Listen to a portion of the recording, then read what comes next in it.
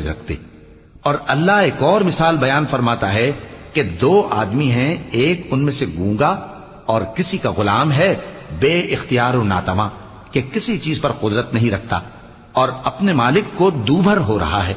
وہ جہاں اسے بھیجتا ہے کبھی اچھی خبر نہیں لاتا. کیا ایسا گونگا بہرا اور وہ شخص جو سنتا بولتا اور لوگوں کو انصاف کرنے کا حکم دیتا ہے اور خود سیدھے رستے پر چل رہا ہے، دونوں برابر ہو سکتے ہیں؟ اور آسمانوں اور زمین کا بھید اللہ ہی کے پاس ہے، اور اللہ کے نزدیک قیامت کا آنا یوں ہے جیسے آنکھ کا جھپکنا، بلکہ اس سے بھی جلتر. کچھ شک نہیں کہ اللہ ہر چیز پر قادر ہے.